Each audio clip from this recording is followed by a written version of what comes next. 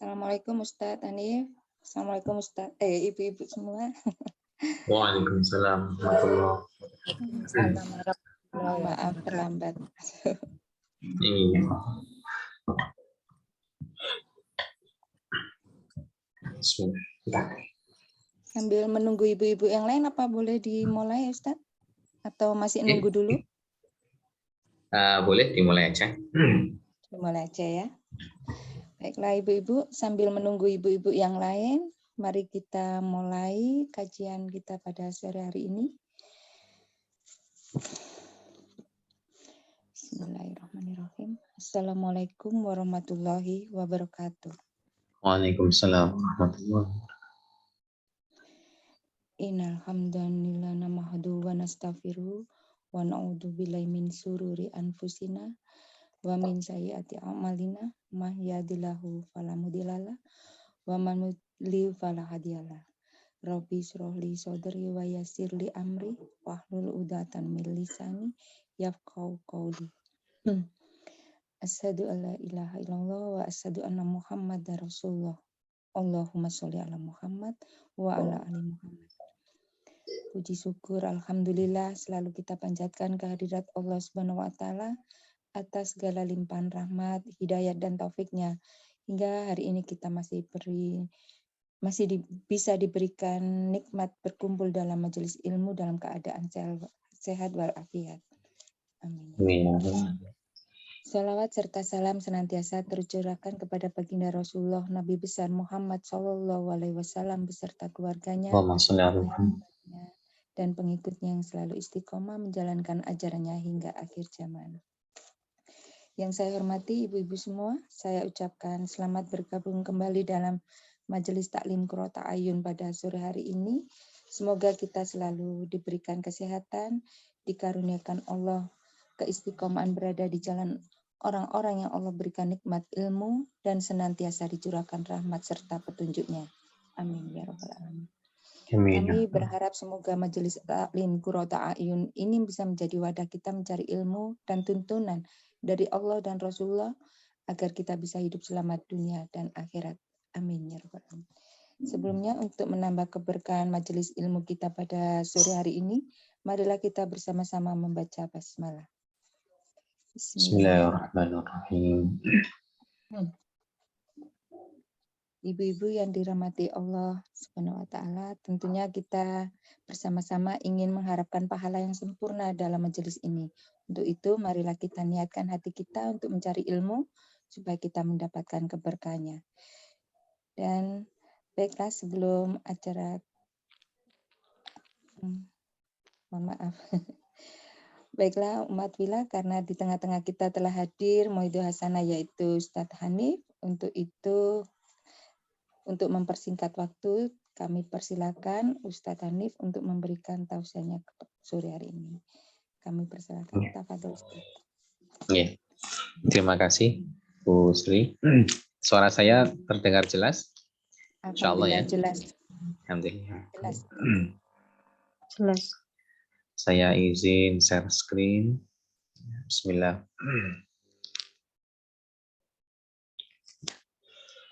Bismillahirrahmanirrahim. Assalamualaikum warahmatullahi wabarakatuh.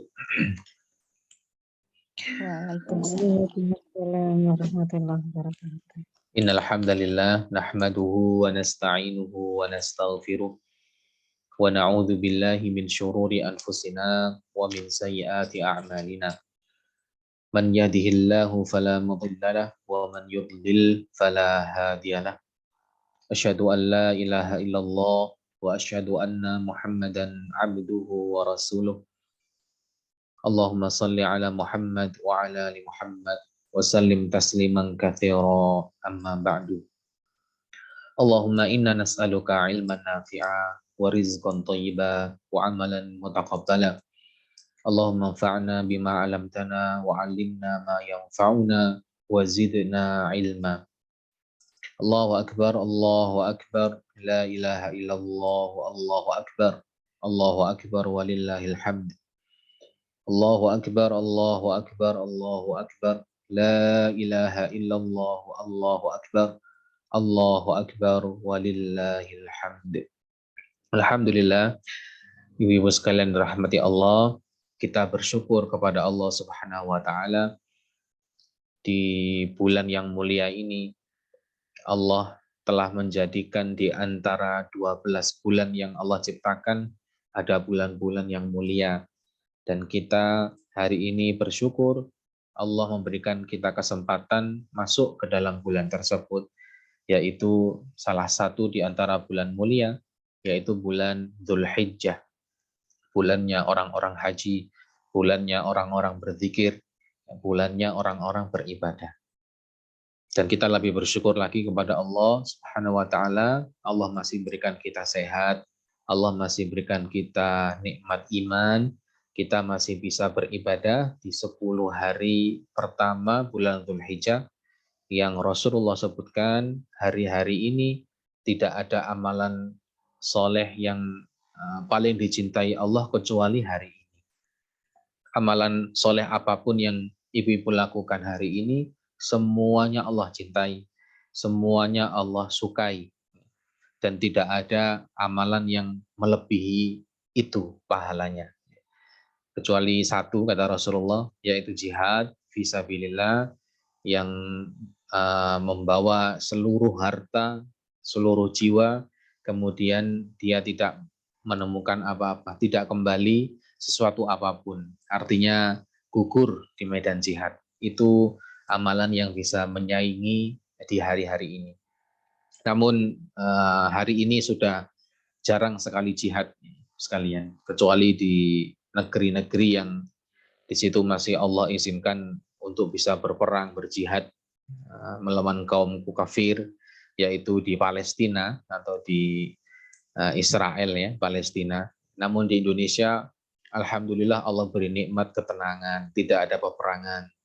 Maka amalan yang bisa mengalahkan jihad adalah beribadah, berzikir, membaca Al-Quran, bertakbir, bertahlil di hari-hari ini, yaitu 10 hari pertama bulan Dzulhijjah. Dan mudah-mudahan majelis yang kita hadiri sekarang ini, majelis ilmu, termasuk majelis zikir yang Allah catat menjadi amalan pemberat kebaikan kita nanti di hari akhirat. Amin ya rabbal alamin. Ibu-ibu sekalian dirahmati Allah, yang mudah-mudahan dalam lindungan Allah, mudah-mudahan diberikan kesehatan sehingga bisa beribadah kepada Allah dengan maksimal. Alhamdulillah, pertemuan kali ini kita akan membahas lanjutan tafsir dari surat Al-Ma'un. Surat Al-Ma'un, surat pendek yang menjadi favorit kita ya, ketika sholat ya. Dan alhamdulillah ini sudah pertemuan ketiga ya. Mohon maaf ibu-ibu kalau tafsir satu surat aja lama ya. 3 pertemuan insyaallah. Yang mudah-mudahan bisa kita ambil faedahnya, bisa kita ambil manfaatnya. Karena ngaji Al-Quran itu nggak usah cepat-cepat, jangan terburu-buru. Umar bin Khattab saja ngaji surat Al-Baqarah bertahun-tahun. Nah, kalau tidak salah berapa ya? 20 atau 12 tahun. Satu surat Al-Baqarah saja. Karena tidak hanya membaca, nggak hanya menghafalkan, tapi ngaji, ditadabburi, dilihat apa makna dibalik Al-Quran, apa yang bisa kita amalkan. Dan insya Allah hari ini kita akan ngaji surat Al-Ma'un bagian yang ketiga. Dan kemarin pertemuan yang kedua surat Al-Ma'un kita membahas tentang sholat ya, tentang sholat. Kita review dulu surat Al-Ma'un. Allah berfirman, Bismillahirrahmanirrahim. Ara'aital ladzi yukadzibu biddin. Tahukah kamu orang yang mendustakan agama? Fadzalikal ladzi yad'ul yatim. Maka itulah orang-orang yang menghardik anak yatim. Wala yahuddu ala ta'amil miskin. Dan mereka tidak mendorong memberi makan orang miskin. Fawailul lil musallin. Maka celakalah orang yang sholat. Alladzina hum an sholatihim sahun. Yaitu orang-orang yang lalai terhadap sholatnya. Kemarin kita sudah bahas panjang lebar Ibu tentang sholatnya. Dan di surat ini, di ayat ini, Allah mencela orang-orang yang rutin sholat. Dan itu membuat kita khawatir, Ibu sekalian. Kita insya Allah termasuk orang yang rutin tiap hari sholat 5 waktu. Tapi Allah cela fawailul lil musallin. Celakalah orang yang sholat. Ternyata yang dicela Allah adalah alladzina hum an sholatihim sahun. Orang yang lalai terhadap sholatnya.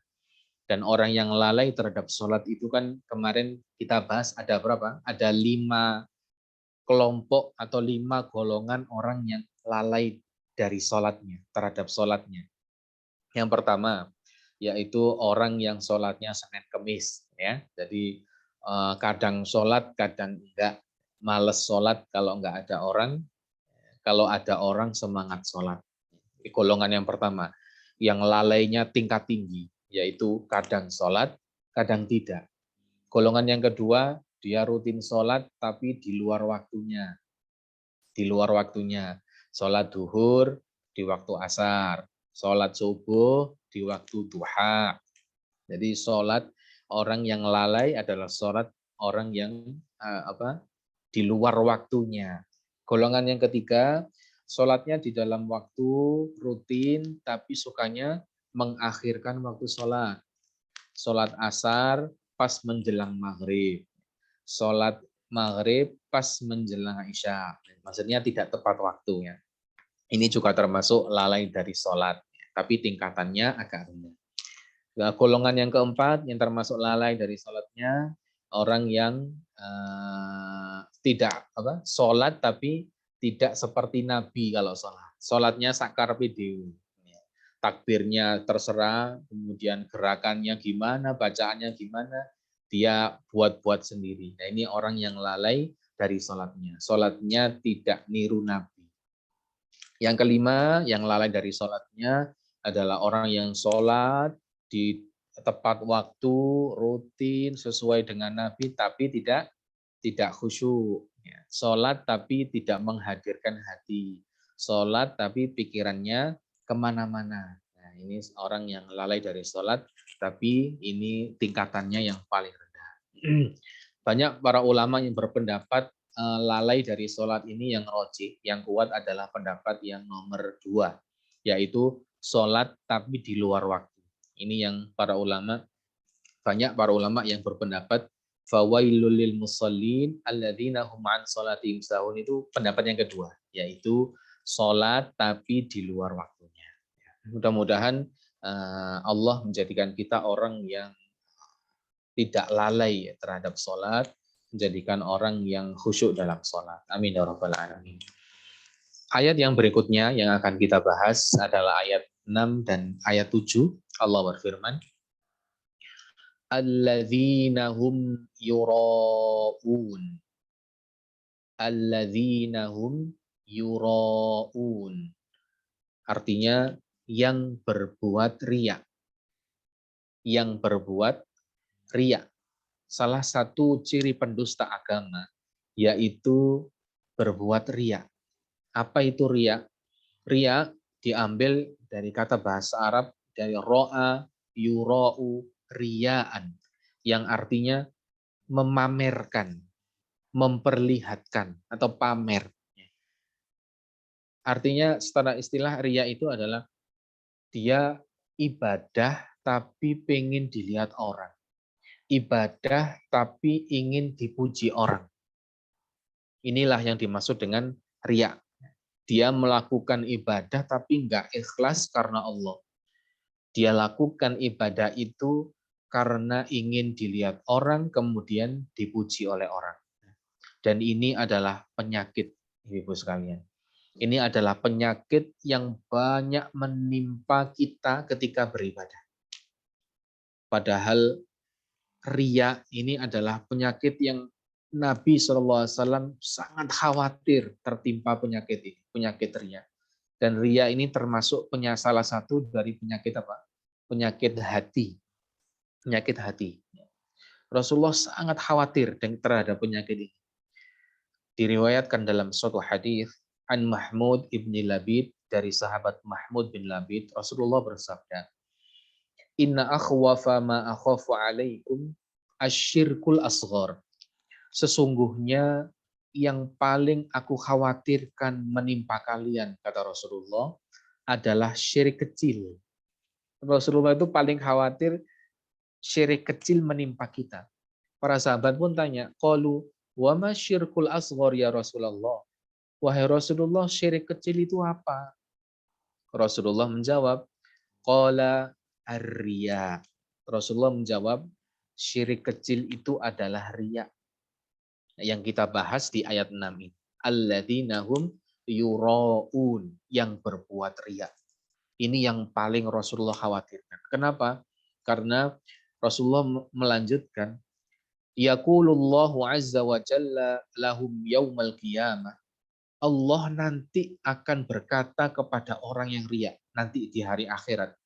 Ketika manusia mendapat balasan atas amalan mereka, Allah akan berkata begini. Idhabu ilal ladzina kuntum tura'una fid dunya fanduru hal tajiduna indahum jazaan. Insyaallah. Allah berfirman kepada orang yang berbuat riya. Pergilah kalian kepada orang yang kalian tujukan perbuatan riya itu di dunia. Lalu lihatlah apakah kalian dapat balasan dari mereka. Orang yang sholat karena manusia nanti di akhirat itu orang itu akan disuruh pergi sama Allah. Wes pergi ke sana kamu. Kamu sholat kepingin dilihat orang itu kan. Pergi ke orang itu. Orang itu bisa ngasih balasan pahala atau enggak. Ternyata dia pergi dan orang itu tidak bisa memberikan pahala. Inilah bahayanya orang yang riya. Nanti sama Allah disuruh pergi ketika hari kiamat. Nggak dapat apa? Tidak dapat pahala. Maka ibadah apapun yang kita lakukan karena riya, karena ingin dilihat orang, itu semuanya nggak akan dapat pahala. Allah akan nyuruh kita pergi. Maka ini bahayanya riya, Ibu sekalian. Bahkan di dalam suatu hadis, riya ini lebih bahaya daripada makhluk yang namanya Dajjal. Makhluk yang namanya Dajjal. Rasulullah SAW pernah keluar, kata seorang sahabat.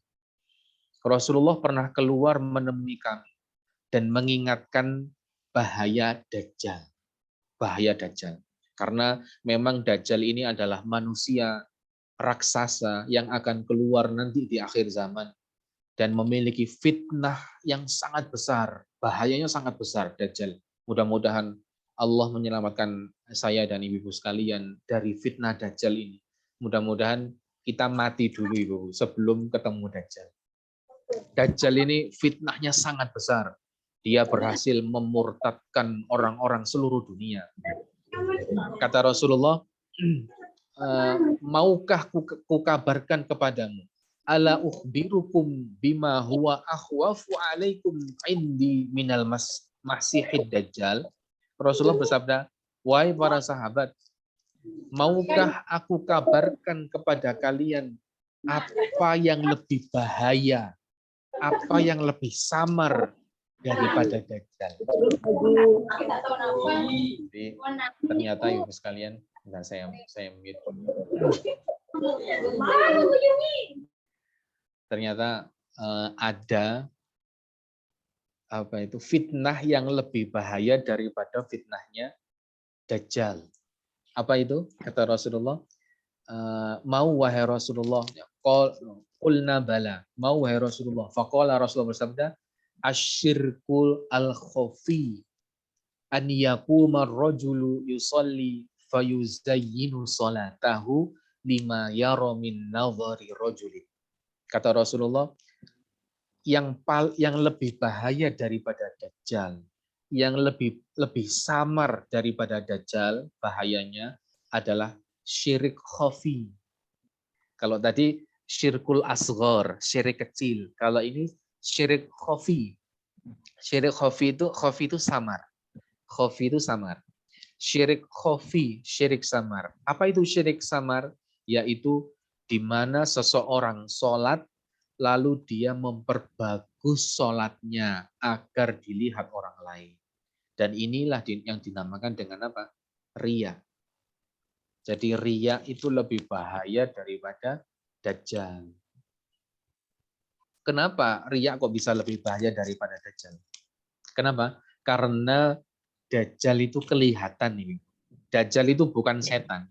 Dajjal itu apa? Manusia tapi raksasa, memiliki kekuatan sihir yang luar biasa, bisa menurunkan hujan, bisa membuat surga, neraka dan yang lainnya. Kelihatan Dajjal itu. Tapi riya ini nggak kelihatan. Riya ini samar. Dan yang membuat riya lebih bahaya daripada Dajjal adalah rentang waktu fitnah. Dajjal itu turunnya pas akhir-akhir mau kiamat. Sehingga orang-orang yang mati sebelum ini nggak ketemu Dajjal, maka aman. Dan Dajjal turun ke bumi, bukan turun ya, keluar ke bumi, memberikan fitnahnya selama 4 tahun. Tapi kalau riya, itu nggak pas di akhir. Riya itu dari awal sampai akhir hari kiamat, tetap ada riya. Dan keluarnya nggak 4 tahun, ya selamanya. Di mana orang beribadah, di situ pasti ada penyakit namanya riya. Penyakit ibadah tapi pamer, ingin dilihat orang. Itulah mengapa riya itu lebih bahaya daripada Dajjal. Mudah-mudahan Allah lindungi kita dari penyakit ini, penyakit riya. Ibnu Katsir mengatakan ini dalam tafsir Ibnu Katsir, Rasulullah bersabda dalam suatu hadis. Rasulullah bersabda, sungguh di neraka Jahannam akan terdapat satu lembah, di mana neraka Jahannam sendiri itu berlindung dari lembah itu setiap hari 400 kali. Masya Allah. Jadi neraka Jahannam kan besar, luas. Neraka itu kan luas, besar. Di dalam neraka itu ada satu tempat namanya lembah. Neraka itu berlindung dari lembah itu. Gampangannya begini, saya kasih contoh misalkan. Kita manusia ya, punya jasad, punya tubuh. Kemudian ada satu bagian dari anggota kulit kita yang terkena penyakit kulit misalnya. Penyakit kulit borokan atau apa. Nah, kita setiap hari berlindung dari penyakit kulit itu. Ya Allah, sembuhkanlah penyakit kulit ini, aku berlindung darinya, mudah-mudahan nggak menyebar. Sama seperti Jahannam, neraka. Neraka itu punya satu bagian, neraka berlindung dari bagian itu, yaitu lembah. Dan lembah itu, kata Rasulullah, disediakan untuk orang-orang yang berbuat riya dari kaum Muhammad SAW. Bagi orang yang, ini ciri-cirinya, orang yang akan masuk lembah itu, yang pertama, orang yang hafal Quran. Ya Allah. Orang yang apa? Hafal Quran. Dia akan masuk lembah Jahannam itu kalau dia hafal Quran tapi berbuat riya. Hati-hati Ibu sekalian. Sekarang kan lagi gandrung ya. Orang yang menghafalkan Al-Quran, tahfidz di mana-mana. Tapi hati-hati. Orang yang menghafalkan Al-Quran karena ingin dilihat orang-orang, ingin dilihat manusia, terus ingin dipuji, maka dia masuk ke dalam lembah neraka Jahannam. Orang yang menghafalkan Al-Quran. Termasuk orang yang ya qori, orang yang suaranya enak, kemudian dia membaca Al-Quran biar apa itu dipuji, memamerkan suara yang indah. Nah ini hati-hati. Membaca Al-Quran itu bagus, mulia. Menghafal Quran itu mulia. Tapi niatnya harus dijaga. Jangan sampai niatnya karena apa? karena yang lain, tidak karena Allah. Itu yang pertama, yaitu orang yang hafal Quran, yang membawa kitabullah, membawa Al-Quran, baca Quran, tapi ingin dipuji orang lain. Yang kedua, orang yang akan masuk lembah neraka jahanam ini adalah orang yang sedekah bukan karena Allah. Orang yang sedekah, bantu orang, tapi ingin dipuji orang. Riya, sedekah tapi riya. Yang ketiga, ya ini yang identik dengan bulan ini, Dzulhijjah, yaitu orang yang apa? Orang yang haji ke Baitullah, tapi ingin dilihat orang, ingin dipuji orang, ingin dipanggil apa? Pak Haji sama Bu Haji. Haji ibadah mulia, tidak ada balasan bagi orang haji kecuali surga. Tapi kalau niatnya haji karena ingin dipanggil Pak Haji, Bu Haji, ingin dilihat orang, maka orang ini akan masuk ke dalam apa? Lembah di neraka. Wal'iyadzubillah. Kemudian Rasulullah bersabda, para sahabat waktu itu sedang duduk ya, dan berbicara tentang riya karena saking bahayanya ya riya. Maka Rasulullah datang dan bersabda, barang siapa yang memperdengarkan amal ibadahnya kepada orang lain, maka Allah akan memperdengarkan niat amal orang itu, niat buruk orang itu kepada makhluk-makhluknya, serta menghinakan dan merendahkannya. Jadi kalau kita habis ibadah misalkan, terus diposting misalkan, atau kita cerita-cerita, oh kemarin aku habis sedekah 1 juta. Ingin apa? Ingin dipuji orang.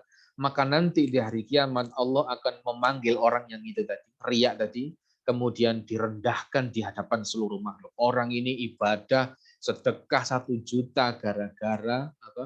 Ingin dipuji orang, direndahkan oleh Allah.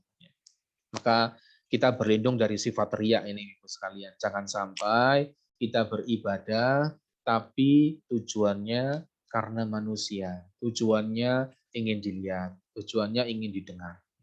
Marilah kita beribadah hanya karena Allah, ikhlas karena Allah. Ya, terutama tentang sholatnya. Karena kemarin kita bahas tentang sholat, ciri-ciri orang riya ketika sholat. Nah, ciri-ciri orang riya ketika sholat. Ini untuk introspeksi introspeksi diri kita saja. Jangan untuk menjudge orang lain.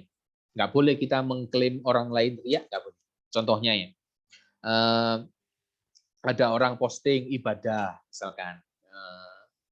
Mari kita puasa, atau ada orang lagi baca Quran di posting, kita baca Quran di posting. Kita nggak boleh menjudge atau orang ini riya. Tidak boleh. Karena kita tidak tahu isi hatinya. Riya itu amalan hati kan, maksudnya penyakit hati. Kita nggak tahu isi hatinya, nggak boleh kita menjudge orang riya atau tidak. Oh, orang itu nggak ikhlas. Oh, orang itu ikhlas. Nah, kita nggak tahu.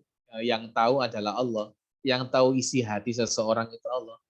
Innallaha alimum bidzatis sudur. Sesungguhnya Allah Maha tahu isi hati. Kita nggak tahu isi hati. Dia bisa jadi dia riya, bisa jadi dia ikhlas, tapi kita nggak tahu. Pernah Ibu sekalian, ada seorang sahabat yang berusaha mengklaim isi hati orang. Akhirnya dimarahi Rasulullah. Waktu itu waktu apa? Waktu perang ya. Kalau nggak salah waktu perang Uhud kalau nggak salah. Ada seorang sahabat yang dihukum oleh Rasulullah karena membunuh orang yang bersyahadat. Jadi waktu perang, ceritanya waktu perang, orang ini yang mau dibunuh oleh sahabat ini, orang ini terkenal tokoh kafir Quraisy, suka mengganggu Islam, mengganggu Rasulullah. Ketika sahabat mau membunuh orang ini kemudian bersyahadat. Asyhadu alla ilaha illallah wa asyhadu anna Muhammadar Rasulullah. Nah, berarti dia masuk Islam kan? Nah, orang kalau sudah masuk Islam haram dibunuh, nggak boleh. Darahnya itu mulia, darahnya itu terhormat. Tapi sahabat ini nggak percaya. Oh, dia ini syahadat karena takut mau dibunuh. Akhirnya dibunuh. Stres, sudah mati orang ini. Kemudian Rasulullah tanya ke sahabat ini, kenapa kamu membunuh orang yang bersyahadat? Kata sahabat ini, dia bersyahadat karena takut, wahai Rasulullah. Dia munafik, dia masuk Islam biar nggak dibunuh. Kata sahabat ini ya. Bisa jadi betul kan? Bisa jadi. Tapi itu kan isi hati orang. Dia syahadat takut atau ikhlas kan nggak tahu. Maka Rasulullah bersabda, nahnu nahkum bid-dhawahir wallahu yatawallas sarair. Kita itu hanya menghukum apa yang nampak dan Allah akan menghukum apa yang ada dalam hati. Jadi kita cuma bisa lihat dohirnya saja, apa yang nampak. Nanti urusan hati, urusan Allah. Sampai Rasulullah marah, apakah kamu bisa melihat isi hatinya? Kok bisa-bisanya kamu membunuh orang yang mengatakan bersyahadat, mengatakan syahadat? Apa yang akan engkau pertanggungjawabkan di hadapan Allah nanti? Kata Rasulullah gitu, marah kepada sahabat ini. Makanya kita nggak boleh menghukumi orang, kemudian kita sok-sokan tahu isi hatinya. Oh dia ini riya, dia ini ikhlas, nggak boleh. Kembali ya, alladzina hum yuraun, orang yang berbuat riya, dan ciri-ciri orang yang riya dalam sholat. Ini untuk kita, bukan untuk orang lain. Yaitu ada 3 itu. Ada 3 ciri orang riya dalam sholat. Mari kita introspeksi, apakah dari ketiga ciri ini ada dalam diri kita ketika sholat. Yang pertama, ciri yang pertama adalah ketika sholat, dia sholat dengan malas ketika sendirian. Malas sholat ketika sendirian. Jadi orang yang riya itu adalah ketika sendirian, di kamar, nggak ada orang, sholatnya malas. Berdirinya malas, rukuknya malas, cepet-cepetan, nggak tumak nina, tidak khusyuk. Itu orang yang riya. Tapi dia semangat ketika ada banyak orang. Ya, ini ciri yang kedua. Ciri yang pertama, ketika sendirian malas sholat. Yang kedua, ketika banyak orang semangat. Ya. Kata para ulama, dia lebih khusyuk ketika ada orang daripada sholat sendiri. Nah, ini termasuk ciri orang yang riya dalam sholat. Intinya dia sholat itu karena pandangan manusia. Dan para ulama ini mengatakan sholat jamaahnya di masjid itu lebih khusyuk daripada sholatnya di rumah. Hati-hati. Kita kalau di masjid khusyuk, kalau di rumah cepet-cepetan. Ini bisa jadi pertanda sholat kita riya. Kita riya dalam sholat. Hati-hati. Yang ketiga, ciri orang riya dalam sholat adalah menambah amalan jika ada yang memuji. Menambah amalan jika ada yang memuji. Jadi kita misalkan habis sholat sunnah 2 rakaat, sholat duha ya. Kemudian ada yang datang muji. Oh Masya Allah, pintar ini sholat duha. Habis itu dia sholat lagi 2 rakaat. Seneng, seneng rek dipuji. Terus sholat lagi. Nah ini bisa jadi termasuk ciri orang riya dalam sholat. Ini disebutkan oleh sahabat Ali bin Abi Thalib dalam kitab Ihya Ulumuddin, karya Imam Al-Ghazali rahimahullah. 3 ciri riya dalam sholat ya. Intinya kalau di hadapan orang semangat, khusyuk, kalau nggak ada orang males-malesan sholat. Berarti dia sholat karena manusia. Untuk sebagai info ya, sebagai pengetahuan saja, hukum riya dalam sholat. Ada bab hukum riya dalam sholat. Agar kita bisa waspada, hati-hati. Ada 3 hukum. Yang pertama, jika dia riya di awal sholat. Riya di awal sholat. Ini yang pertama ya. Riyanya pas awal-awal sholat. Maksudnya gimana? Dia merasa ingin dilihat orang itu pas mau sholat. Belum takbir ini, belum. Jadi, waduh, ada si A misalkan. Aku tak sholat. Allahu Akbar. Ini riyanya di awal sholat. Maka para ulama sepakat sholatnya tidak sah, tidak diterima. Karena sejak awal dia sholat bukan karena Allah, tapi karena orang itu tadi. Karena si A tadi. Jadi kalau riya di awal sholat, tidak diterima sholat. Yang kedua, riyanya muncul di tengah sholat. Jadi penyakit riyanya muncul pas tengah-tengah sholat. Contohnya, jadi setelah sholat Allahu Akbar, rakaat kedua misalkan. Rakaat kedua, ya tiba-tiba ada orang datang. Misalkan seseorang yang kita segani. Siapa kira-kira? Istri atau suami gitu. Atau mertua, ya seringnya gitu ya. Jadi ada mertua datang, langsung kita merasa, waduh, tak khusuk-khusuk no, tak alon-alon no sholatku. Ya, gitu. Misalkan gitu. Itu riya di tengah sholat. Maka ada dua pembagian. Orang kalau riyanya muncul di tengah sholat, terus dia bisa menolak dan membuang riya itu tadi. Jadi dia pas ada riyanya muncul, waduh, ada mertua. Kemudian dia nolak, enggak, saya sholat karena Allah. Dia buang itu sifat riya. Maka inilah yang Rasulullah sabdakan kepada Abu Hurairah. Abu Hurairah ternyata pernah mengalami hal ini. Insyaallah. Padahal sahabat ya. Sahabat itu pernah terjangkit penyakit riya, yaitu Abu Hurairah. Abu Hurairah mengatakan, ketika aku sedang sholat, tiba-tiba masuk seorang laki-laki menemuiku, padahal aku lagi sholat. Maka aku merasa kagum dengan sholatku, kata Abu Hurairah. Abu Hurairah, sekelas Abu Hurairah, merasa kagum dengan sholatnya, karena ada laki-laki.